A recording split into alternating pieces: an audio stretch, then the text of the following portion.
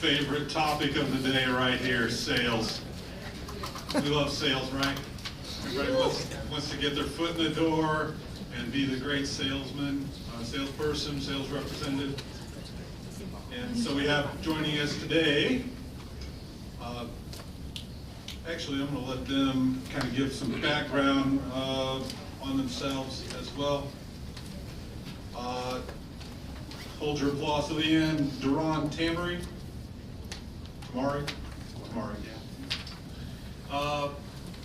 Brian Day, and Scott Foley, class of 2011. So I'm going to let them just kind of give us a little brief background before we get into the question. Tell us a little bit about your progress into the positions you're in. Start with Brian. Yeah, so I've been at Loyola University in a couple different roles. This is my 5th year at Loyola. Prior to that, I was at the University of North Carolina, where I earned my master's degree and also was a graduate assistant within our fundraising and ticket operations offices. Prior to that, I spent 3 years at the Ohio High School Athletic Association in Columbus, Ohio. So I've kind of done the full gamut of roles and positions within athletics, but now I'm Director of Marketing and Ticket Operations at Loyola. Is that it? Okay, there you go. So I'd say I started my career, of course, going here at North Central College, helped it a ton. So, but basically, I started my career in Atlanta with the Atlanta Hawks in 2013. So where I did my inside sales. And then from there, got promoted to business sales. And then during that time, worked there for about 3.5 years. Want to get back on the management side of ticket sales. Last year, I worked in Lincoln, Nebraska with the USHL Lincoln Stars.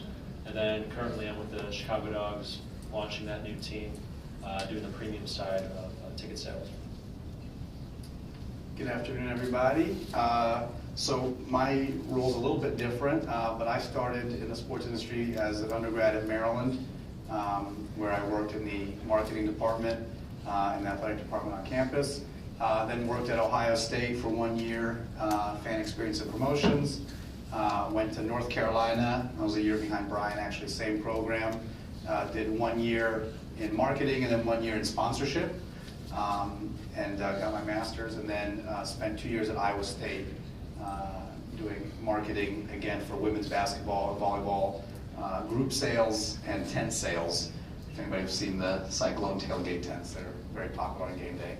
And I'm at the Big Ten doing branding, which involves a couple different things, but marketing, promotions, ticket sales, generating revenue for the conference.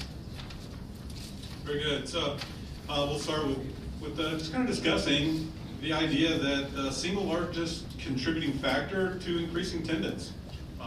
It seems to be sport attendance across the country is declining in some areas and remaining level, but we don't see any major increases right now in all the sports.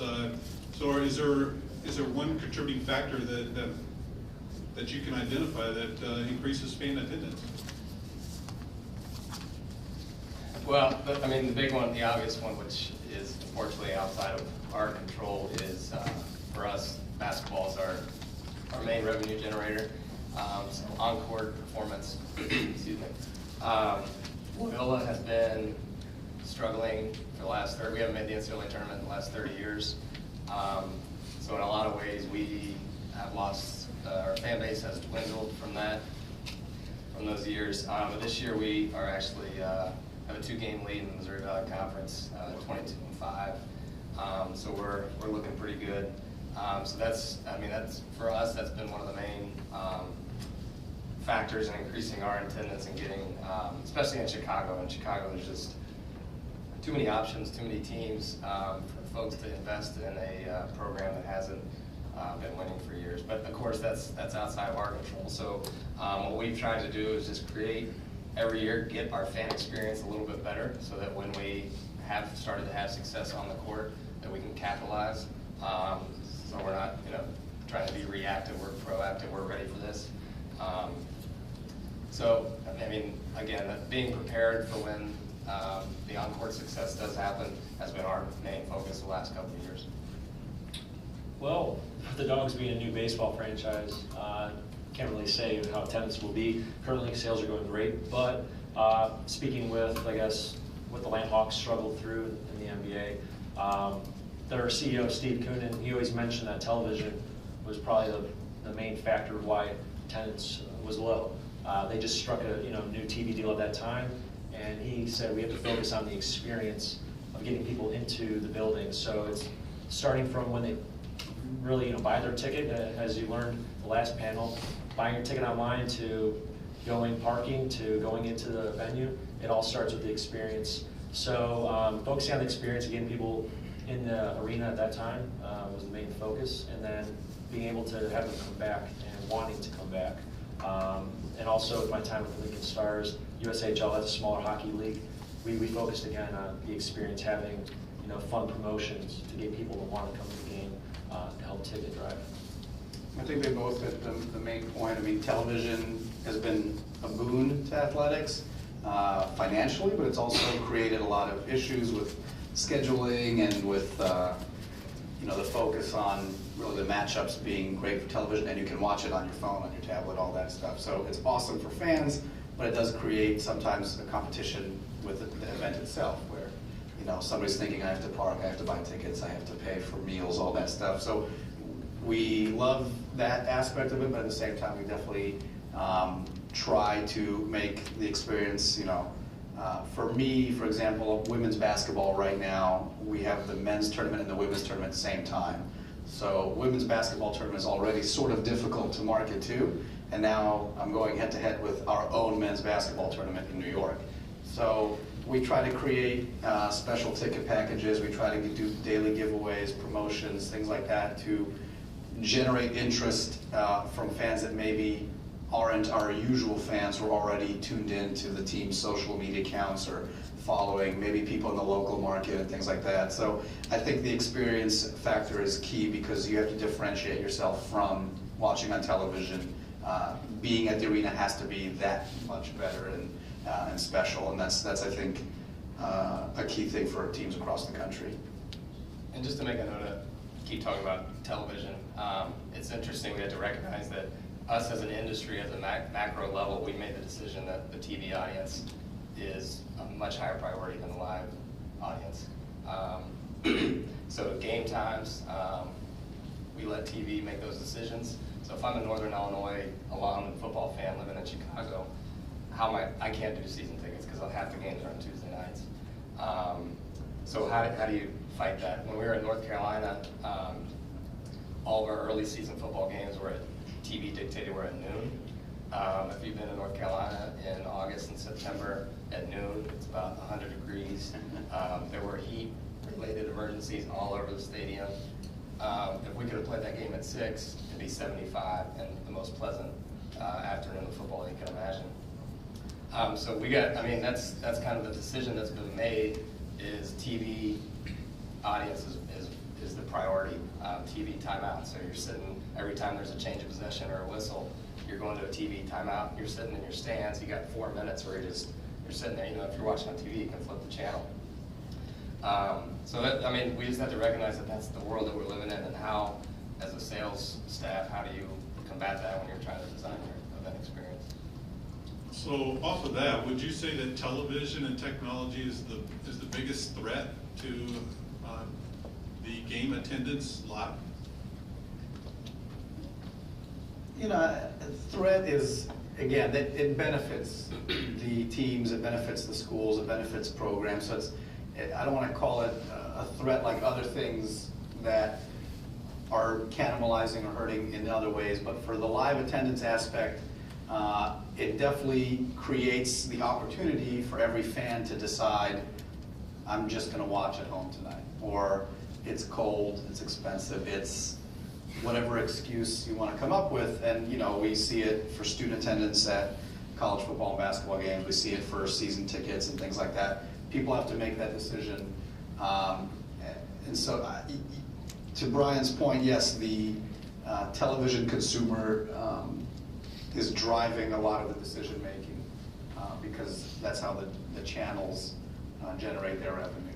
But I think we can still, within that, find ways to mitigate some of the issues and use it to our advantage. You know, you've seen schools try to, and professional teams probably even more so, but figure out how to use those timeouts to generate excitement in the building or other sponsorship avenues or ticket promotions that play off of things that are happening on social media, things like that. So I think you have to realize that they go hand in hand, and it's probably not going away, but we definitely have to figure out where the balance is, I'd say, moving forward. Yeah, I mean, I agree with that. And also, during my time in Atlanta, I know the way they combated television was do halftime shows. They had several different artists perform during halftime that they weren't going to televise. So everyone knew if you want to see this artist perform and enjoy the game, you have to buy a ticket to come in and enjoy it. So again, it's just creating that buzz through social media and through television, through radio, any way you can get it, you know, the word out. You want to create that buzz that really says, oh, I need to go to that game. I need to be in the building for that game. Something big's happening, got to see it. Yeah, I think, you know, Doron mentioned, yeah, maybe it is a threat, but there's opportunities there. Opportunities that we probably don't have the answers to yet of how you can use that television or technology to enhance the in-game experience at Loyola. We've tried to figure out what it is that makes us unique, where someone might want to travel to Rogers Park in Chicago to watch a game instead of watching it on TV. We have a 4,500 seat arena, so it's very intimate. The seats are right on top of the court. Our team is very approachable.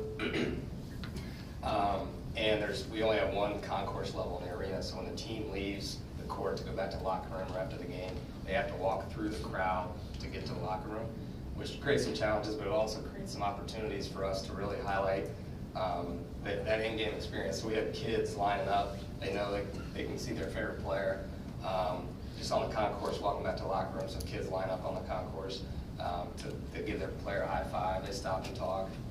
So we try to find ways to take advantage of that stuff, which can't happen if you're just sitting on your couch watching TV. Anything else? Pretty much covered it. So to what degree then are the sales and marketing teams working together to overcome some of these challenges? Well, I'll start quickly because we don't have a ticket department at the Big Ten. So, you know, a lot of professional teams and most colleges that, you know, have athletic programs have a dedicated person or unit that's doing some sort of outbound or, you know, ticketing oversight. At the Big Ten, our events are basically on campus, is handled by the campus that's hosting. And if it's not on campus, so football, men's basketball, women's basketball, baseball, and Super Saturday, that's pretty much it. That's handled by the facility that we're in, so it changes year to year.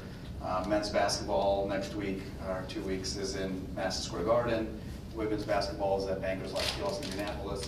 So I'm working with people at the venues, the local organizing committee, to try to think of different ways to target that demographic. So it's a little bit different because we can be in any given year in 5 different markets, depending on where the championships are potentially being held.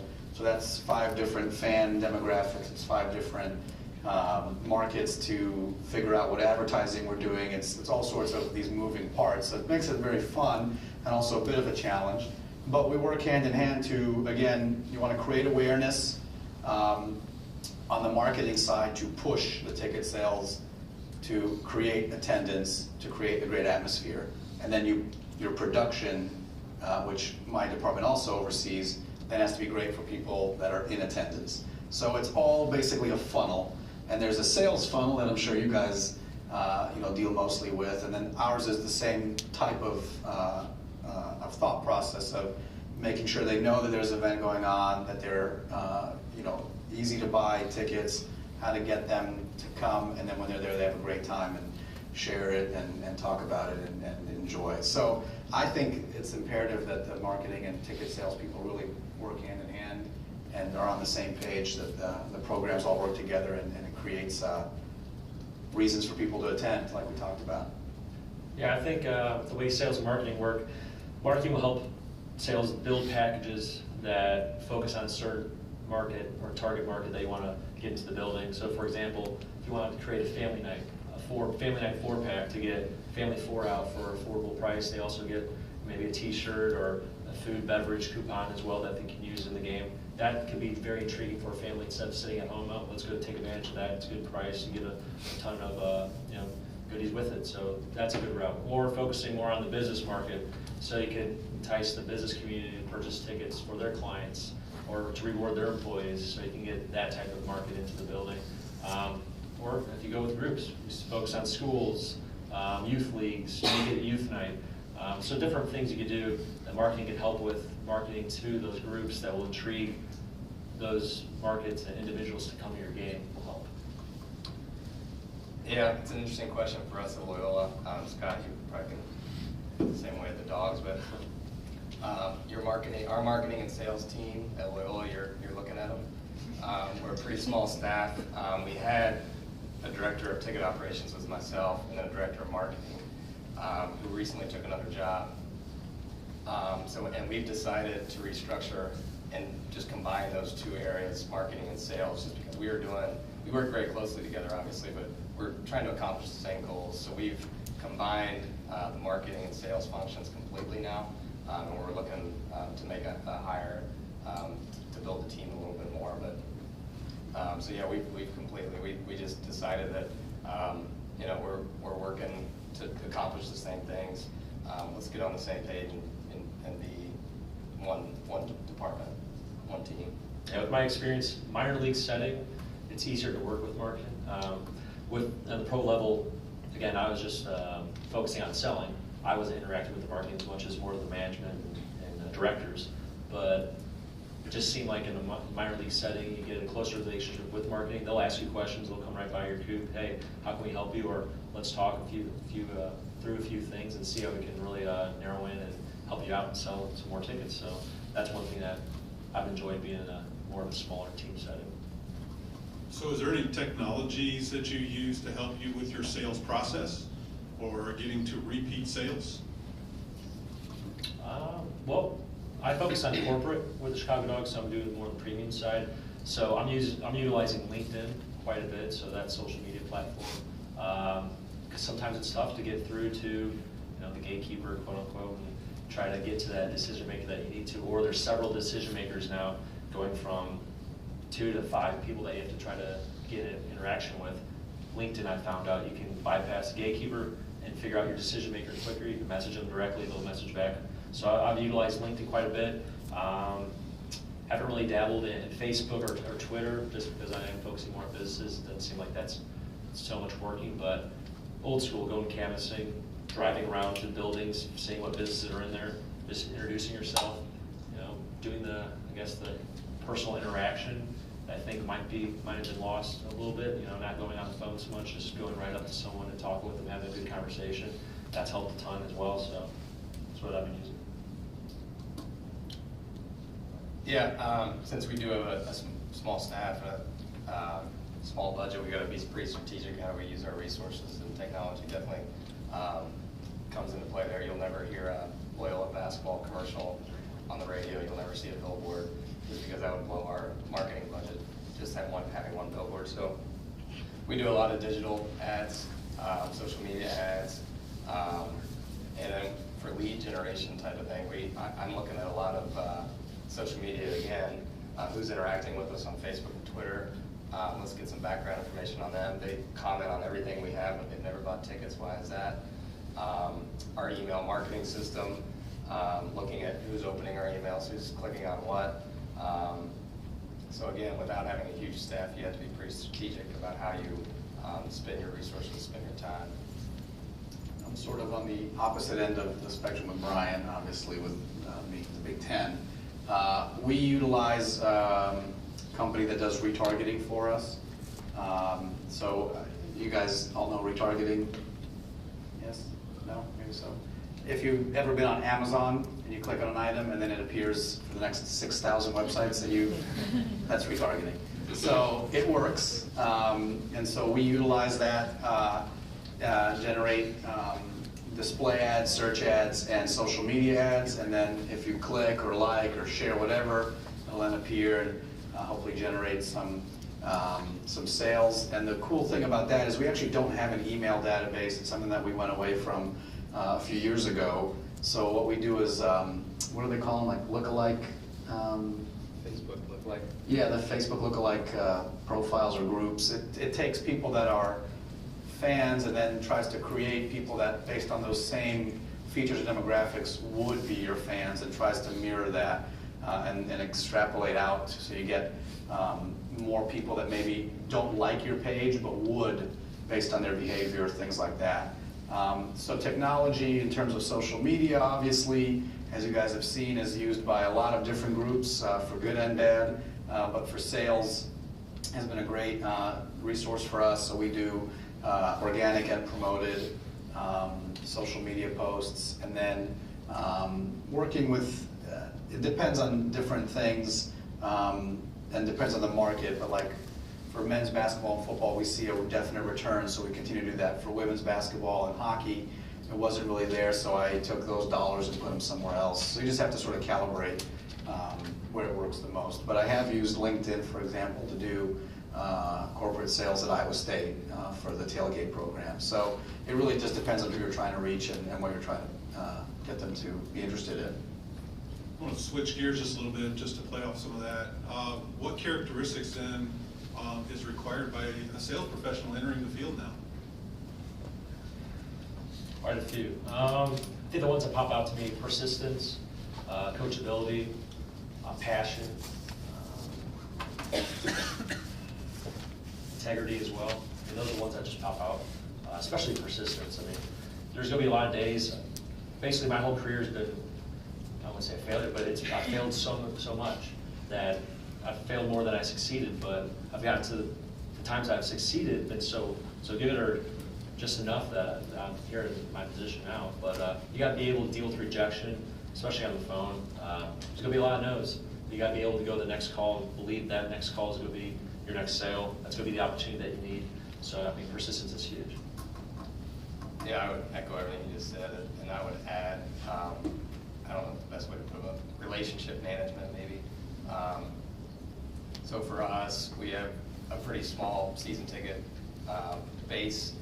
There's a couple hundred accounts, but I make the point to make sure that I know everyone's name, all of our season ticket holders' names, and when they come to the game, I can see their face, and I'll be able to say, hi Jim, hi Sue. So I can, managing those relationships, so they, that requires different skills at different times, but it's all about relationships for me, at least at Loyola. I think they both hit the nail on the head. And then I would say it's understanding sort of, I don't know if it's a psychologist, but you need to understand what people are thinking and what will get them to be interested in something. And that's whether that's on a phone call where you're talking to them and listening to what they're saying and say, okay, obviously this package or this item or this is not going to be good for this person, but maybe I've got something else that would appeal to them or would work. And so I think it's partly of a consumer analysis role where, hey, this ticket package just doesn't make any sense for this market or the way the team is performing right now. Let's try to recalibrate it and figure out what will drive interest and attendance. But the stuff that they said, you're going to get rejection and you're going to get no calls and things like that. So just taking it in stride and on to the next one, I think, is probably a really key one. Yeah. Do you want to piggyback off of that? Active listening, for sure, it's huge. You're on a phone call, you're talking for about 20 minutes. You got to be able to hear the hot buttons. That okay, this is the package. You're listening. You're trying to figure out, okay, this is what I'm thinking in my head. This is going to be a good fit. This won't be. So active listening skills are huge as well. Very good. You kind of started down that path with the skills now beyond the characteristics. Are there any other skills that a student should be working on right now before they enter the job market? In general or for tickets? For sales. I think it goes along, listening and speaking. Those seem like very easy things, but they're very important. You're going to be doing one-on-one presentations, you could be doing phone calls, you could be doing group presentations. So I think both of those areas are really critical. And then I think, you have to sort of be analytical. It goes back to what I was talking about with building packages and creating things that people will want to buy. I think, so that creative analytical side, even though sometimes that doesn't necessarily get put in with tickets, I still think that's very important. To be a well-rounded person in this area. Yeah, I think communication skills, pretty heavy. I mean, you're gonna have one-on-one meetings. You're gonna have to not be afraid to get on the phone.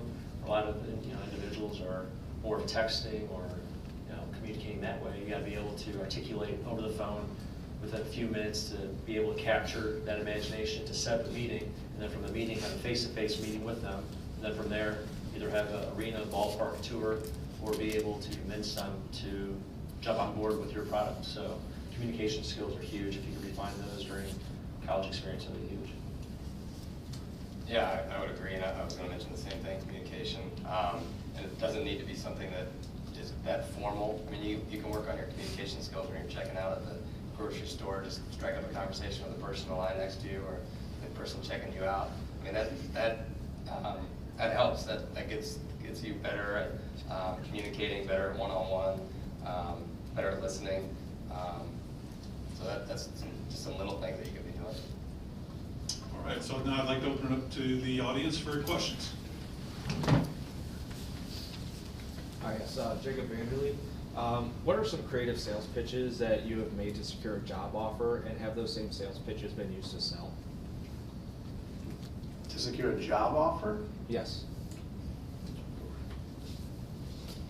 But I don't know if I did anything for a job offer. I was going to go down the route of making a sale. I mean, so I was flying back from Atlanta to Chicago during the holiday, and I was looking at the magazine in the Southwest brochure that they always have, and there's this one page or a couple pages of businesses, really successful doctors, I believe, in America.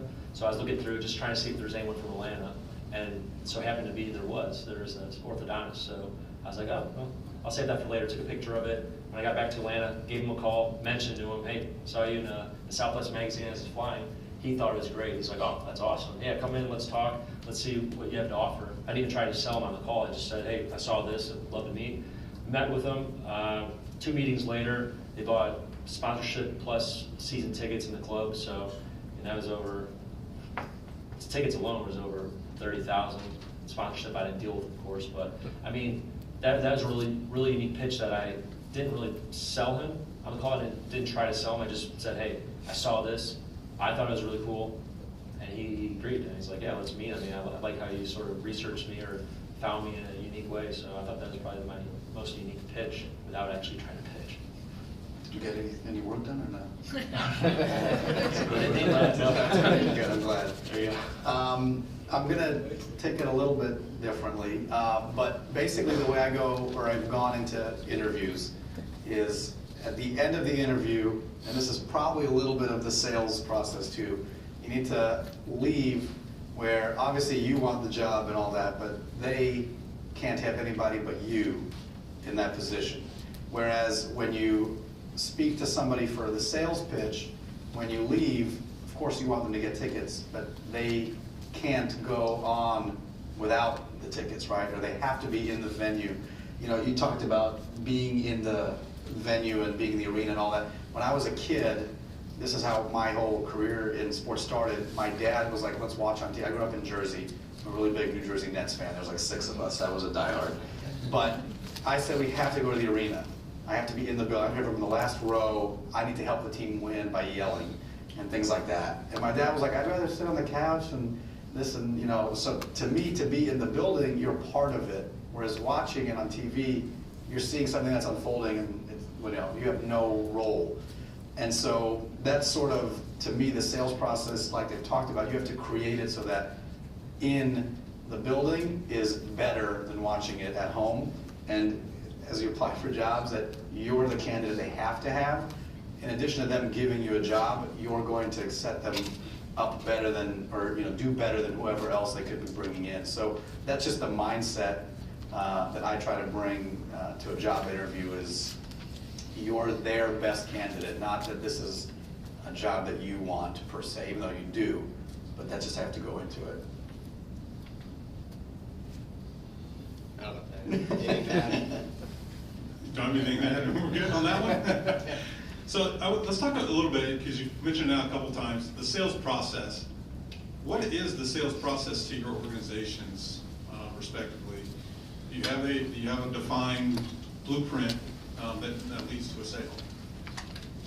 Well, you guys are brand new, so yours is probably interesting. Yeah. So my sales process I learned from my experiences, and I've tweaked them along the way. But the typical one that I found a lot of success with was calling, so making the initial call to reach out to them, then setting up the face-to-face meeting. I think that's the most important thing. Selling face-to-face, you're not trying to sell over the phone. It's going to be almost impossible to call someone right away and sell them. I think it's like 2% of calls that you make, you might be able to sell first, like right away on a call. The other 48%, people quit after the first call. There's some crazy statistic like that. That's crazy. But so you try to set up the face-to-face meeting, because when you meet someone face-to-face, it's better to connect. You're trying to build that relationship, build that trust. So from the meeting, then I'll either go, during the conversation, of course, I'll talk about, hey, this product, I believe this would be the best fit. Come down to my, my ballpark, my arena. I want them in sort of my area. I want them to know exactly what they can see, what they can benefit off of. I usually won't typically pitch someone in the office. I'd rather bring them to my spot and be comfortable in that area, be able to show them and really imagine what it's going to be like to bring your client to this game and how that will help you, or bring your employees here and reward them, or even develop new business at a game by talking to people around you. So then I'll bring them to my ballpark and show them around the ballpark there and go through the best areas that I think would be best for them, and then that's when I'll pitch them. That's when I'll do the pitch right on the field, really get their emotion going, and hopefully sell from there. Yeah, I use our coaches on our campus use a recruiting saying all of our coaches do. If we can get a kid on campus, we've got a great chance. Just because we have a beautiful campus right on the lake, but we have a visibility problem within Chicago. There's a lot of people in Chicago who don't even know that one Loyola exists and has athletic teams, or two that they're Division I. So if we can get someone in my area, if we can get someone into the arena for a game, we have a great chance to make that person a lifelong fan, because we think we have a great product. So working up that ladder, bringing someone for a single game, and then next year maybe, hey, let's think about adding 2 or 3 games for a 3-game pack, a 4 or 5-game pack, and then the next year hopefully bumping that to a full season package, and maybe you upgrade to premium seating, that type of thing. But just getting that person, like Scott said, in your building, on campus, and you got a great shot. Ours is just again a little different. We don't have a home venue per se, so it's 1, creating awareness in the market, 2, giving them easy options to purchase. So we've created like short links to make it very simple in all of our advertising, how they can get their tickets, and then we try to reach them in as many different ways as possible. So depending on where we are that year, we'll use out of home, we'll use digital, radio, television, retargeting, all sorts of different channels to try to get people. And then towards the end, it's funny, like this year, football championship game, sales were a little bit lagging because nobody knew who was going to be in it till the end. We pretty much knew Wisconsin on the west, but then on the east it could have been Ohio State, it could have been Penn State, then Michigan State and Michigan were a little bit there, and so once we figured out who was going to be in the game finally, we had a last minute push in those individual markets as well. So our sales process is not as individualized because we're trying to reach fans in a certain geography more than a person. And then we try to do some repeat, but again, it all depends on who's playing in the game or who's playing well that year, and that sort of fluctuates. So it's a little bit different from a a team that's set in one location and has a year-to-year fan base. Other questions? Yes, sir. My name's Kevin Christensen. This is a question for all you guys. What do you see as your vision or future goals for your organization, whether that's in selling or just as an organization? Ask Jim Delaney about that one.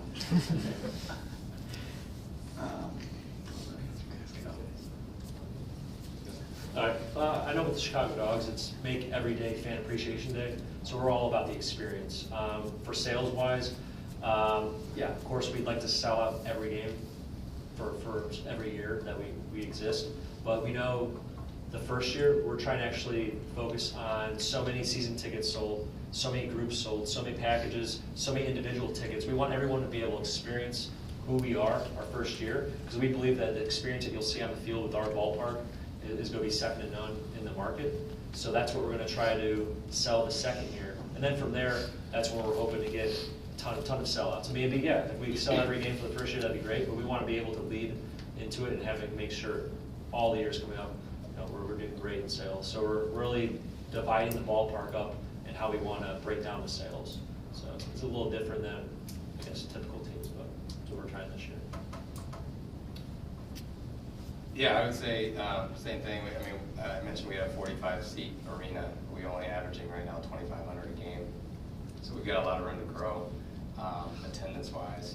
The last few years we've had an energy problem in our building where games are just kind of, the fan experience is just kind of boring is what some people, there's no personality to our games is what we were told a few years ago. So every year we've been trying to get that better or improve that. We've added some new video boards this year. We moved our student section for basketball from behind the basket to now on the sidelines like you would see at Duke or Michigan State. So our energy level is increasing, so we just want to keep growing that attendance, keep getting closer to that 4,500 capacity that we have, and keep elevating the energy and the atmosphere in our building. I think for us, it's we want to create great events. Our focus is on our students, probably, so making sure that they have awesome times when they're at championships. And when I say students, I mean student athletes competing. So I think that that's a big focus for us, and then making sure that we're doing the best thing for the brand in terms of locations and creating great atmospheres and all that. So sales is a component of that, but I don't know if it's a huge focus piece for the conference. We definitely want it to be a great event for the people participating, students, coaches, and staff and whatnot. So that's not the best answer, sorry. Thank you. We got time for one more question. You got a question? Yeah. This is just kind of a general question, but what do you think that there is a difference in selling professional or minor league sports compared to maybe a collegiate sport? I can talk about the professional versus minor league difference. I don't know if you... I've never done professional minor, but Okay, well, I'll go first, then we'll go college route. So, yeah, there is a difference. On the professional side, again, I did inside sales, which was full menu consultant, so I could sell anything and everything that we had to offer, except for sponsorships and so forth. But, yeah, so you're trying to sell more packages. So Atlanta Hawks focused a lot on season tickets. That was my main thing I was selling, so just seasons and small flex plans. Then we had a department that would do groups, so they broke it up that way. So I think professional side is different because you're focusing on one thing, where minor leagues, you could really focus on everything. For example, I mean, I might be premium, but I could sell groups and suites, I could sell season tickets in the club, I could sell flex plans behind home plate. So it is a little different in that regard. Also, with minor leagues, you got more of a hat that you wear during games also. For the pros, I was only trying to wine and dine my clients or entertain them, but minor leagues, I might have to help with game day or whatever I'm trying to do that day, besides just sell. So that also is a different component, I think, in selling in minors versus pros. yeah, I mean, I think the principles are still the same. The skills needed are still the same. I think maybe professional in college more so than minor league. people are gonna be more up and down with the wins and losses. At minor league, sometimes you leave the ballpark and you don't know what the score is, you don't know who won, you just wanna know if you had a good time or not. So that may be a little bit of a difference managing that aspect of it. Yeah, for sure. Like for 1 year, I felt like I was just selling the Cavs. I was selling LeBron James when he came into town. I was selling Steph Curry, the Warriors. So I mean, yeah, it's a little different in that regard. That the fans do care about the superstars, care about how the team's playing, and it will really change. But yeah, minor, they might focus on a few players. They might focus on some of the scoring, but really, it's all about the experience. I believe in minor league. I'll just add real quick. I know that when I was at Iowa State, for example, Iowa State has not been historically good at football. Obviously, they had a good year this year when they were 8-5 and like people went nuts. Well, they did have 2 big wins, so I'll give them credit. But there's an affinity there, right? There's a built-in relationship because you either went there or you grew up rooting for them, and in some places, that's the show in town, right? There's no professional sports in the state of Iowa. So the Hawkeyes and the Cyclones, they're the professional sport. So even though the football team wasn't great, they used to sell out, or at least I think it's like 50-something straight games of 50,000 or more fans at Jack Trice, which they did not win many games. And it's cold, and it's in Iowa, but it was a great atmosphere. So this affinity, and it's tied into your donation to the school and all that stuff. There's that college aspect is just a little different in professional sports. In professional sports, you probably are a fan of the team, but it's not like you went to New Jersey Nets University. It's not a good school. I wouldn't go there. But like I liked the team for totally different reasons than I did Maryland, where I went to school. So that's, I think, a little bit of a cool thing. And the ones that really do well, just if you notice differentiation, like Carolina, not really as much in football, but if you're from North Carolina, even if you didn't go to UNC, there's a 72% chance you're a Carolina fan or some insane stat. And then That's Duke. NC State actually has more people in the state of North Carolina because Duke is all like New York, New Jersey kids like me. But like in Ohio, same thing. If you went to Bowling Green or Toledo or Ohio or Miami or whatever, you liked your team, and then you rooted for the Buckeyes.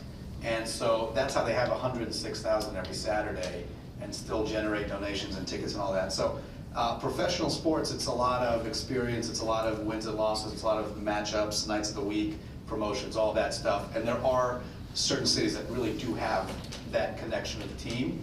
But I think in college that you'll see resonates a lot with the connection and that affinity that is either born throughout the state or because you have an alumni or some other connection, which I think lends itself to, the college one. It's a little bit fun sometimes to take advantage of that. All right, so give me join me in thanking our panel.